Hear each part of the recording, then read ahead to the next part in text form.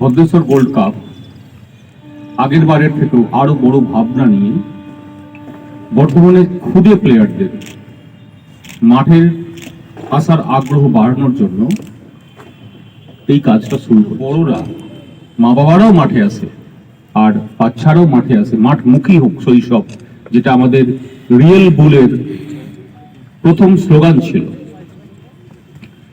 আজকে পরপর সেটা বাস্তবায়িত হচ্ছে। ভারতবর্ষের বিখ্যাত ফুটবলার রহিম নবীকে নিয়ে এসেছে আপনাদের সামনে মানুষকে আরো অনুপ্রাণিত করতে। রাজনন্দিনী স্পোর্টিং ক্লাব মনের গর্ব, রাজনন্দিনী স্পোর্টিং ক্লাব, এটা 5 তারিখ। মিলন সংঘ এফসি, এটা 6 তারিখ।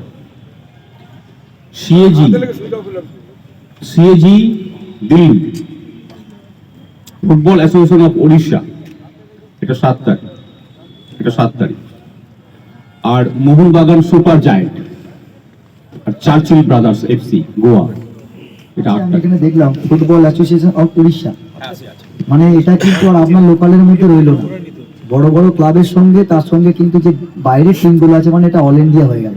মানে অল ইন্ডিয়া টুর্নামেন্ট আপনাদের বর্ধমান এটা করছে। আমার মনে এর আগে কেউ করেছে কিনা আমি জানি না, হয়তো ফার্স্ট টাইম। এখানে দেখুন মোহামেডান, কালীঘাট কিন্তু বড় টিম, তারপরে আপনার আছে এখানে মোহনবাগান, চার্চিল ব্রাদার্স, মানে চার্চিল ব্রাদার্স বুঝতে পারছেন, মানে গোয়ার টিম যারা অনেকবার আই লিগ জিতেছে, সেই টিমগুলো যখন এখানে পার্টিসিপেট করবে এই ভদ্রেশ্বর গোল্ড কাপে, মানে এটা আমাদের যারা বাঙালি বা যারা বাঙালি প্লেয়ার আছে তাদের কাছে একটা হিউজ প্ল্যাটফর্ম।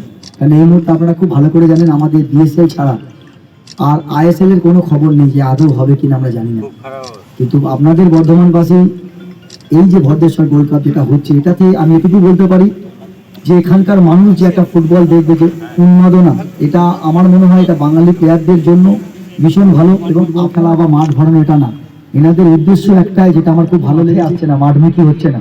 এর কারণ তো অনেক কিছুই আছে, আমরা যদি বলতে চাইছি জানেন, কারণ হচ্ছে যে উদ্যোগটা আমার ভালো লেগেছে, পার্থদা আছে, আমার বাঁদিকে পলাশদা আছে এবং সমস্ত যারা আমরা এখানে বসে আছি, উদ্দেশ্য হচ্ছে যে বাঙালি আজকে হারিয়ে যাচ্ছে। আপনারা নিজেরাও খুব ভালো করে জানেন একটা ইন্ডিয়ার টিমে একটা বাঙালি প্লেয়ার নেই, খুঁজে পাবেন না আপনারা, একটা সুভাষিস কখনো খেলছে। এর উদ্দেশ্য হচ্ছে যে মাঠমুখী যারা হচ্ছে না তাদের এখানে যাতে বেশি করে মাঠে আসে। কেন এখন প্রত্যেকটা বাচ্চা এখন ফোন অ্যাডিক্ট হয়ে যাচ্ছে, ফোন থেকে তারা বেরোতে পারছে না, গার্জেনরাও তাদেরকে সেরকমভাবে মাঠে নিয়ে আসছে না। এবং পার্থদাকে বলবো যে এই যে সুযোগটা করে দিচ্ছে তাদেরকে মাঠে আসা বা মাঠে যে খেলা দেখা বা লোকাল ছেলেরা খেলবে, উদ্দেশ্য কিন্তু ওনাদের এটাই। আর এটা সেকেন্ড সিজন আমি মনে করি সাফল্য তো অবশ্যই পাবে। একটু আগে আমি ওনার কাছে শুনেছিলাম যখন অফিসে ছিলাম যে আইএসএল এর অনেক কটা প্লেয়ার এখানে খেলছে। এবারে আপনাকে আরো বলে দিই, মোহনবাগানের অনেক 7 থেকে 8টা টপ প্লেয়ার কিন্তু এখানে খেলবে, তারা কথা দিয়েছে, এবং মোহামেডানও কিন্তু খেলবে। আমার মনে হয় এখানে ফুটবলের যে উন্মাদনা, আমার মনে হয় 5 তারিখ থেকে সেটা শুরু হয়ে যাবে। 18 একরের বড় football sports academy, football academy বলা ভুল, একটা স্পোর্টস একাডেমি বর্তমানে তৈরি খবর।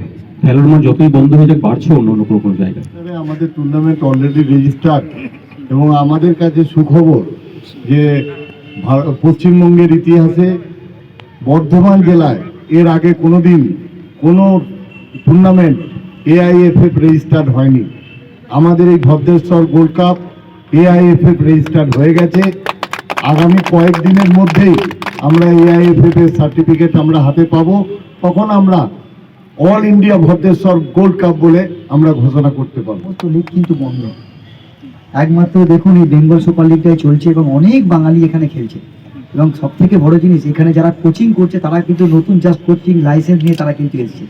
মেহতাব, অসীম বিশ্বাস, সুভাষিস, সঞ্জীব নন্দী, জয়ন্ত সেন, তারপরে সিনিয়র যেরকম আছে বিশ্বজিৎ দা আছেন, এরা কিন্তু আছে। এটা আপনাকে বুঝতে হবে যে খেলা কিন্তু একটা বলছেন ঠিকই, বর্ধমান টিম সবার লাস্টে তৈরি হয়েছে।